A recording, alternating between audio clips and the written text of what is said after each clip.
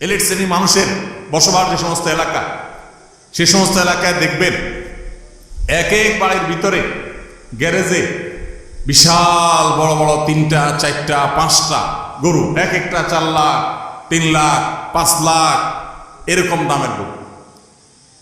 এই বাড়িওয়ালাদের বেশিরভাগ লোকদেরকে দেখবেন জীবনে এরা মসজিদের ধারে কাছেও যায় না, কিন্তু কোরবানিটা করে মাশাআল্লাহ। কারণ কি? একে তো কোরবানি করে গরিব দুঃখী লাইনে দাঁড়ায় থাকবে, আপনার চেয়ারে বসে বসে গরিব দুঃখীরে কোরবানি গোশত দেব, ভালোই তো লাগে।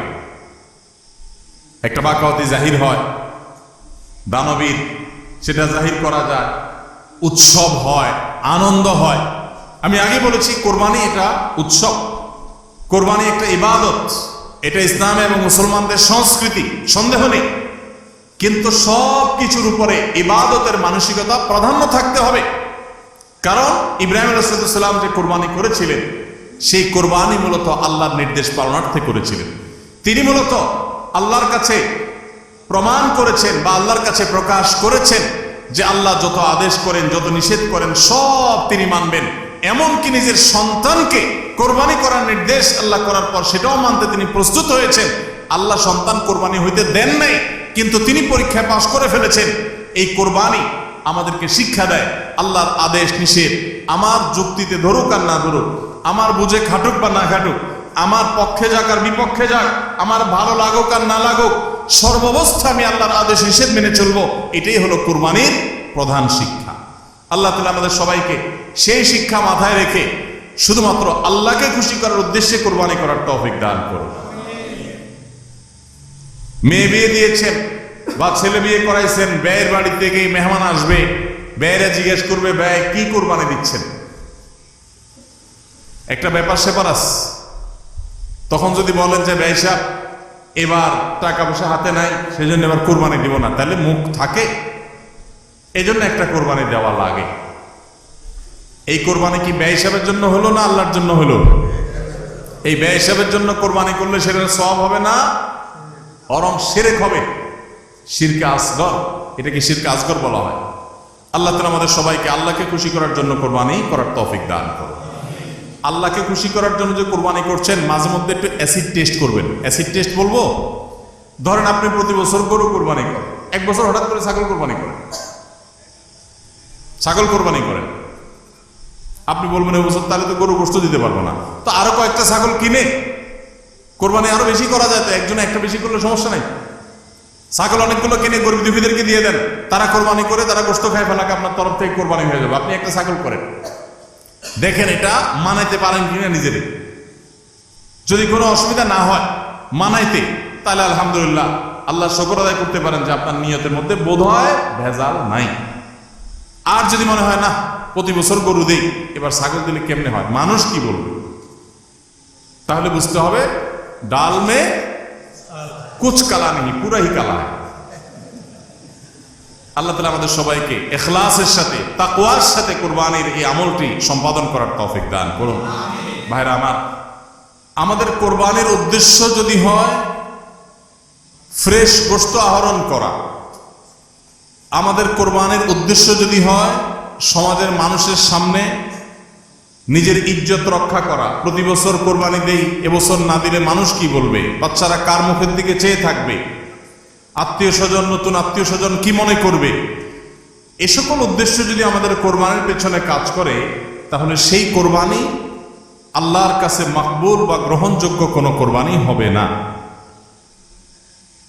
কোরবানি প্রসঙ্গে আল্লাহ রাব্বুল আলামিন বলেছেন, ইন্নামা ইয়াতাকাব্বালুল্লাহু মিনাল মুত্তাকিন।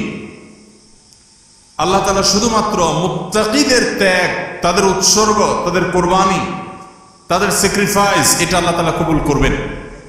অতএব যাদের ভিতরে তাকওয়া নাই তাদেরটা আল্লাহ তাআলা গ্রহণ করবেন না, কবুল করবেন না। আমরা যে আয়াত পড়েছি সেই আয়াতও দেখেছি আল্লাহ রাব্বুল আলামিন ইরশাদ করেছেন যে আমাদের কোরবানির রক্ত, আমাদের কোরবানির পশুর গোশত, এর কিছুই কি আল্লাহর কাছে যায়? কিছুই আল্লাহর কাছে যায় না। অন্য সব ইবাদত, আর্থিক ইবাদত, এটার ফিডব্যাক আমাদের কাছে আসে না সাধারণত। আমরা যখন তো দান সাদাকা করি, দান সাদাকা করলে ওইটা কি নিজে খাওয়া যায়? যখন দান করি, সাদাকা করি, তখন এটা আল্লাহর তরফ থেকে গরিবদেরকে দিয়ে দিতে হয়, নিজে খাওয়া যায় না। কোরবানি এমন একটা ইবাদত যে আমরা কোরবানি করার সময় বললাম বিসমিল্লাহি আল্লাহু আকবার, আল্লাহুম্মা লাকা মিনকা ওয়া লাক, আল্লাহ আপনার পক্ষ থেকে পেলাম এবং আপনার উদ্দেশ্যেই কোরবানি করলাম বলতেছে।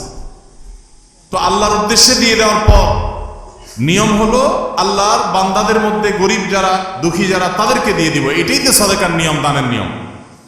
কিন্তু কোরবানি এমন একটা ইবাদত যে ইবাদত আমি আল্লাহর উদ্দেশ্যে করলাম, আল্লাহকে খুশি করার জন্য জবে করলাম, কিন্তু গোশতটা আবার আল্লাহ আমাকে খাওয়ার অনুমতি দিয়েছেন। এটা অন্য ইবাদতে নাই।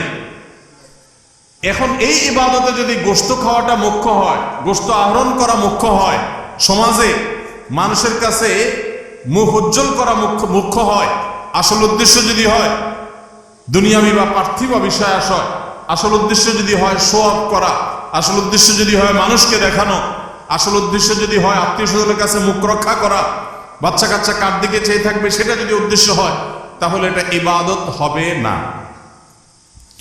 এজন্য কোরবানির আগে সর্বপ্রথম যে বিষয়টি খুব জরুরি সেটা হলো আমাদের উদ্দেশ্যগুলোকে একটু ঝালাই করে নেওয়া, আমাদের উদ্দেশ্যগুলোকে একটু রিচেক করে নেওয়া। আমরা কেন কোরবানি করব, আমাদের কোরবানির উদ্দেশ্যটা কি?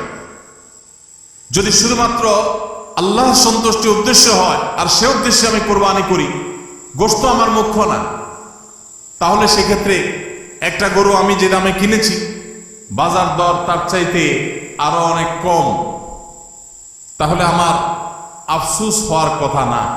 কারণ আল্লাহ তাআলা সওয়াব দেওয়ার সময় গোশত কয় কেজি হয়েছে সেই হিসাবে দিবেন, নাকি আমি কি পরিমাণ টাকা আল্লাহর রাহে খরচ করলাম সে পরিমাণ দিবেন? আমার খরচ করা টাকা আল্লাহর উদ্দেশ্যে যদি এটা নিয়োগ করে থাকি, তাহলে 1 লক্ষ টাকার গরু আপনি কোরবানি দিচ্ছেন, নিয়ত যদি সহি হয়, বিশুদ্ধ হয়, দুনিয়াবি কোনো ধান্দা যদি না থাকে, তাহলে আল্লাহ তাআলা সওয়াব কি 1 লক্ষ টাকার দিবেন, নাকি ওই গরুটার দাম বাজারে 80,000, আপনি কিনছেন 1 লাখ, তাহলে আল্লাহ বলবেন না তুমি কেন বেশি দিয়ে কিনছো, ওইটার দায়িত্ব তোমার, আমি 80,000 সওয়াব দেব? এমন হবে?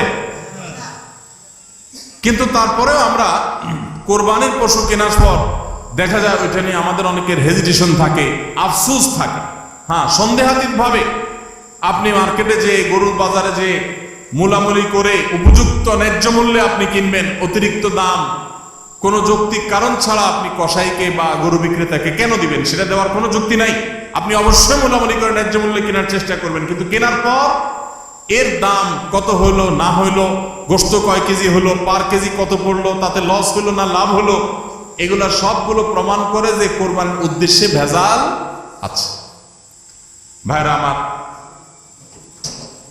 আমরা কোরবানি সাধারণত বেশিরভাগ মানুষ গরু দিতে পছন্দ করি। এর অনেক কারণ আছে অবশ্য। আমাদের দেশে ছাগল উৎপাদন হয় খুব কম, নানা কারণে ছাগল উৎপাদনের জন্য আমাদের এই দেশ, পৃথিবীর অনেক দেশে ছাগল অনেক বেশি উৎপাদন করা যায়।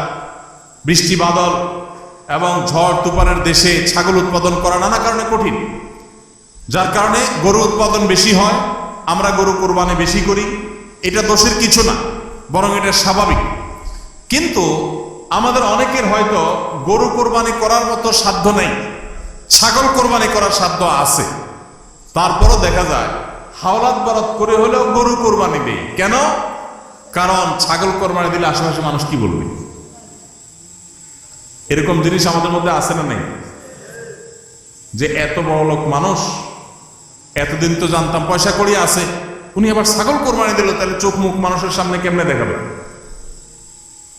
ভাইরা আমার, তো মানুষের কাছে কি বলবো, মানুষ কি বলবে, এই চিন্তা করে যদি গরুর জায়গায় ছাগলের জায়গায় আপনি গরু দেন, হাওলাত করিও দেন, তাতে আপনার এই কোরবানির দ্বারা সওয়াব হবে না। ভাইরা আমার, সবচেয়ে বেশি নিয়তের মধ্যে ভেজাল থাকে যেই ইবাদতে, তার নাম কোরবানি। অন্য কোনো ইবাদতে নিয়তের মধ্যে ভেজাল এত বেশি থাকে না, কোরবানিদের মধ্যে নিয়তের ভেজাল যত বেশি থাকে। কারণ কি? কারণ হলো ওই যে কোরবানি করার পর এটার ফিডব্যাক, এটার উপকারিতা, গোশতগুলো, এগুলো সব নিজেই ভোগ করে মানুষ, আপনার কাছে আবার ফিরে আসে। এই জন্য নিয়তের মধ্যে ভেজালের সম্ভাবনা অনেক বেশি থাকে। ভাইরা আমার, আমাদের প্রিয় নবী সাল্লাল্লাহু আলাইহি সাল্লাম তিনি কিন্তু গরু কিংবা ওঁট দিয়ে কোরবানি দেন নাই। এর মানে এইটা না যে গরু বা ওঁট দিয়ে কোরবানি দিলে সওয়াব কম হবে, এটা না। উদ্দেশ্য হলো যে ছাগল, দুম্বা, ভেড়া এরকম ছোট পশু দিয়ে কোরবানি তিনি দিয়েছেন, সাহাবায়ে কেরাম অনেকে দিয়েছেন। এখনকার মিডল ইস্টের মানুষ শতকরা বোধহয় 90-95 জন মানুষ হবে বা আরো বেশি সংখ্যক মানুষ হবে, প্রায় সবাই তারা কিন্তু ছাগল, দুম্বা বা ভেড়া এই ছোট পশু দিয়ে কোরবানি দেয়।